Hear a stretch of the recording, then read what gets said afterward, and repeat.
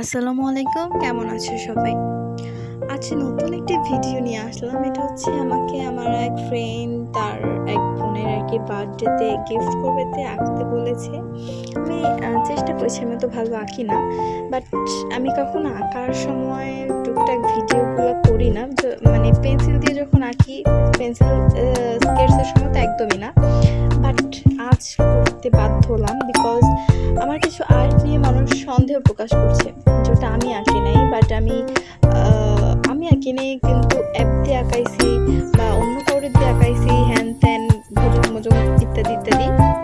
তাই ভাবলাম একটা ভিডিওই নিয়ে রাখি, এখন থেকে যা আঁকবো তার সব ভিডিও রাখবো।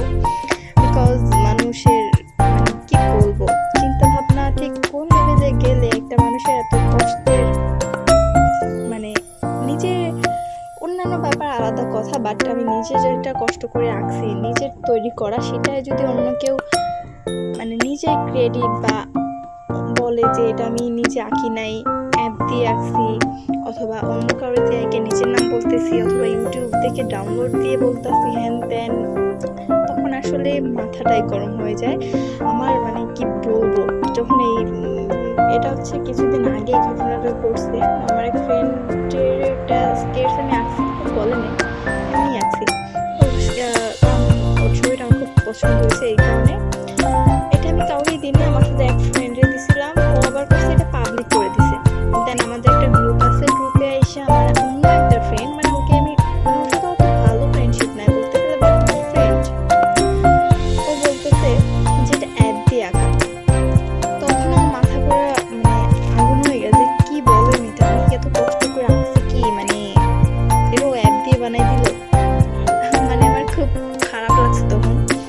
এরপরে ভাবতেছি যে না, এখন থেকে যা আঁকবো ভিডিও করে রাখবো, কারণ বিশ্বাস করতে চায় না মানুষ।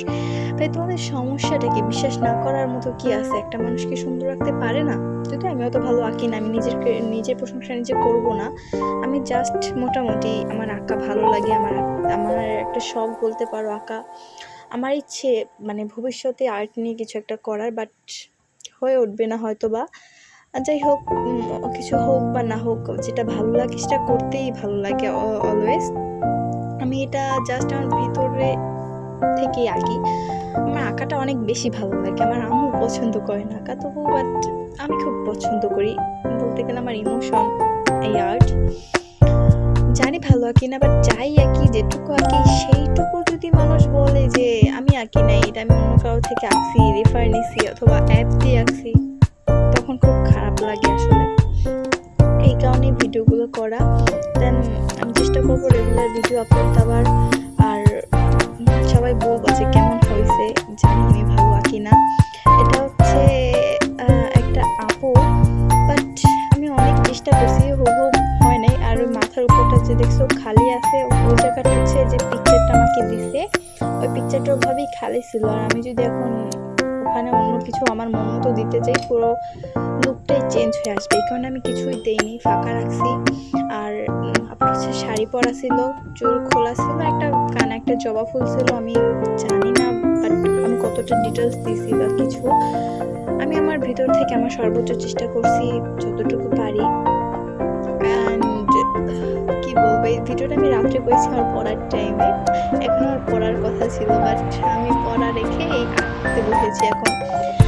একটা কারণ আছে, হচ্ছে কাল শুক্রবার, কাল আমার পড়া নাই, এই জন্য আঁকতে বসা। যদি আমি সকালে পারতাম আঁকতে, কথা আছে না, পড়া ফাঁকি দেওয়া আর কি। আমি সবসময় অলওয়েজ এমনই করি, পড়ার টাইমে আমার আঁকতে খুব মন চায়। আর আমি সব সময় আমার আর্টের যে প্রোডাক্টগুলো, সেটা মিনিজ আর্ট গ্যালারি থেকে নেই। তোমরা জিজ্ঞেস করতে পারো, এর আগে ভিডিওতে জিজ্ঞেস করেছিলাম, তোমার ভিডিওতে কালার পেন্সিল কোথা থেকে নাও। আমি মিনিজ আর্ট গ্যালারি থেকেই সবসময় নেই, বাট সবসময় হয়ে ওঠে না। আমি হয়তো বড় লোক না যে সবসময় অর্ডার দেবো। বেশি প্রোডাক্ট না, কিছু অল্প কিছু প্রোডাক্ট কেনা হয়েছে। আর তোমাদের সবসময় আমি লিঙ্ক দিয়ে দেবো। কথা বলতে বলতে দেখো, আমার ছবিটা কিন্তু প্রায় কমপ্লিটের পথে। এখনো হয় নাই, যেহেতু এখন অনেকটা বাকি আছে ডিটেলস। আর জানি ভালো হয় নাই, তোমরা একটু মাপ করে দিও ভুল টুল হইলে। আমি নতুন ভিডিও বানাই, আমি এর আগে এই জগতে ছিলাম না। এই কিছুদিন হলো মাত্র। আর এখন অবধি আমি হচ্ছে বিজনেস স্টার্ট করিনি, বাট আমার খুবই ইচ্ছা একটা বিজনেস স্টার্ট করব। তোমরা পাশে থাকলে, আমাকে সাপোর্ট করলে অবশ্যই ইনশাল্লাহ আমি আমার ইচ্ছেটা পূরণ করতে পারবো। আর আমার ফ্যামিলি সাপোর্ট নেই বলতে গেলে এই আর্টের ক্ষেত্রে। আমার ফ্যামিলি কেউ পছন্দ করে না যে আমি আঁকি বা কিছু, এই কারণে হয়তো বা আমার ভবিষ্যতে কোনো আর্টিস্ট হয়ে উঠতে পারবো না, আমি শিওর। আমার ফ্যামিলি চেয়ে আমাকে ডাক্তারি পড়াবে, মেডিকেলে ভর্তি করাবে, বাট আমার বিষয়ে অত ইন্টারেস্ট নেই। আমার এটাতে ইন্টারেস্ট, এই আর্টে ইন্টারেস্ট, বাট কিছু করার নেই। ফ্যামিলি সাপোর্ট না থাকলে এমনই হয়। যারা আমার মতো সমস্যায় ভুগছে তারা অবশ্যই বুঝতে পারবে আমার কথাগুলো। আর দেখো, আমার স্কেটস প্রায় কমপ্লিটের পথে, এখনো হচ্ছে ডিটেলস কিছুটা বাকি আছে। তো তোমরা আমার মতো কে সমস্যাটা ফেস করো বলবো কমেন্টে এসে।